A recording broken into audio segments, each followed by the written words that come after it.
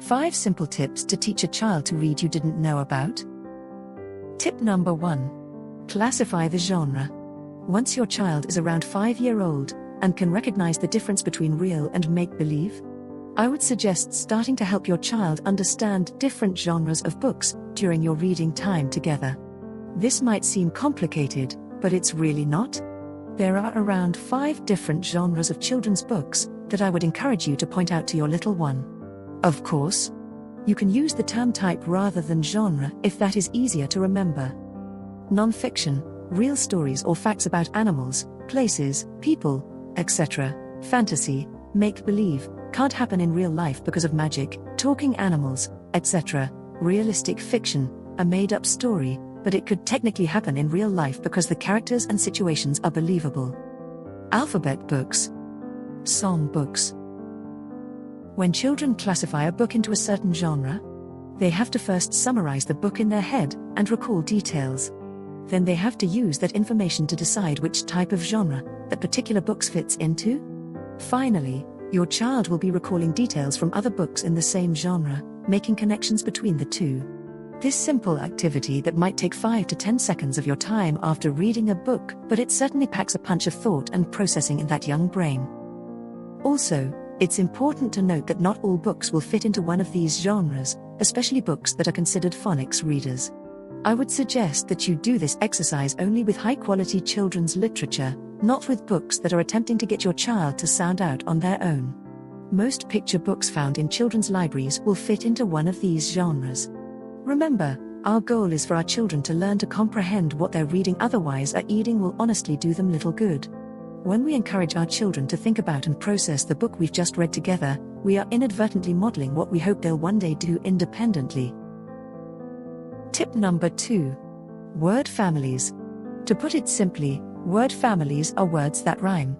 Teaching children word families is a phonemic awareness activity that helps children see patterns in reading. This is an important skill because it allows children to begin reading by grouping sets of letters within a word. The first part of a word is called the onset, and the last part of the word is conveniently called the rhyme. Word families share a similar rhyme as the onset changes. Once your child recognizes the word mop, he'll then have an advantage to reading all of the other words that have the same rhyme: top, pop, stop, cop, hop, because only one letter is changing. Plus, recognizing rhyming words is a great language skill in and of itself. Tip number 3. Phonemic awareness and phonics. Phonemes are made up of consonants, short vowels, long vowels, and digraphs. Phonemic awareness consists of learning those sounds and how to manipulate them within a word. Digraphs are unique sounds comprised of individual letters like ta, sha, cha, etc. Phonics includes learning how to spell those sounds and the different rules that the English language follows. Phonics is an important component of reading or spelling, but it should never be the main focus. Again, we are looking to balance our literacy program with reading comprehension as the end result. Learning the rules of phonics is simply a tool that helps a child learn to decode and spell. I used the Pathways to Reading program in the classroom as my phonemic awareness and phonics program, and loved it. It made learning all of the tricky spelling so much fun, but I wouldn't recommend it until your child is in kindergarten or first grade. Tip number 4. Decoding. Decoding is often referred to as sounding it out.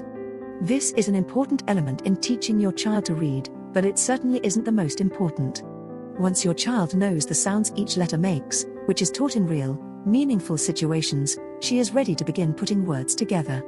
When looking at a short word, encourage her to say each individual sound and then put them together. But as children decode words with more frequency, they will become more proficient at automatically identifying that word. Sometimes this task is tedious, though, so it's important to find creative ways to make it fun. When I taught first grade, I used to buy little finger puppets that my students could use to point to the letters as they were decoding. This was a huge hit and made this process so much fun. Tip number 5. Cite words. Cite words, also known as high-frequency words, are the most common words in our written language and are often difficult to decode phonetically because they don't follow the rules of phonics. Because of this, they must be memorized. As I've shared with you before, I am not an advocate of rote memorization for optimal learning because I feel it only utilizes the lowest level of cognitive processes. However, sight words must be memorized in order for your child to become a fluent reader. There are a few popular lists of sight words that individual researchers have found beneficial, including the Dolce list and the Fry list. Don't get overwhelmed when looking at this list, just start working on a few sight words at a time when you feel your child is ready. In summary, here are some practical suggestions you can implement every day based on the learning to read strategies shared with you in this post. Obviously, you can't implement all of these suggestions with children of all ages, so use your judgment about what is the best way to teach your child to read. Read a variety of books and make a game out of guessing the genre. Have fun rhyming. Work on letter sounds and manipulating them within words. Phonemic awareness. Encourage your child to sound out short words, consonant, vowel, consonant. Practice memorizing a few sight words each day. Most of all, have fun together.